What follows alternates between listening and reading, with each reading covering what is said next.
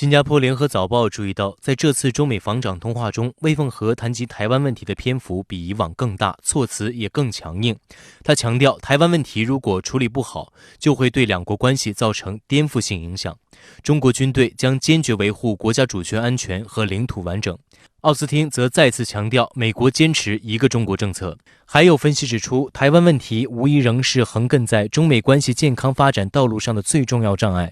当前，美国在台湾问题上动作频频，中国防长对美方的警告更能让美方对中方的决心、意志有准确了解，避免出现误解、误读、误判。这既有利于两国关系，也有利于两岸和平。此外，中美防长还在通话中就海空安全问题、乌克兰局势等交换看法。中方要求美方停止在海上进行军事挑衅，不得利用乌克兰问题对中国抹黑栽赃、威胁施压。事实上，美常务副国卿舍曼周三在布鲁塞尔会见北约副秘书长杰瓦纳及各国常驻北约代表时，就表明美对中国支持俄侵乌的关切，包括通过放大俄有关北约及俄侵乌战争的虚假信息。对此，中国外交部发言人在周四的例行记者会上回应称，美国穷兵黩武，打着人权民主等旗号四处干涉，挑起冲突和战争，对欧洲和世界局势动荡负有不可推卸的责任，这不是虚假信息。世界上绝大多数国家主张通过对话谈判解决俄乌冲突，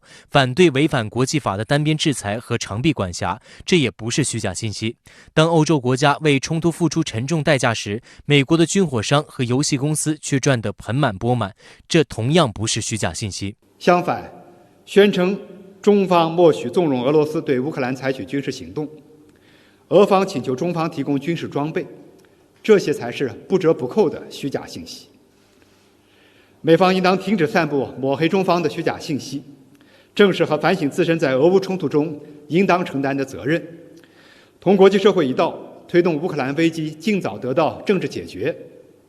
不要为一己之私让欧洲和世界付出更大的代价。对于美国政府，仍有人不断放风，称不希望中国对俄罗斯提供军事支持，借此施压中国与俄罗斯正常的经贸往来。汪文斌回应表示，我们敦促美方在处理乌克兰问题和对欧关系时，不得以任何方式损害中方的正当权益。我们也将采取一些必要的措施，坚决维护中国企业和个人的正当合法权益。当前形势下，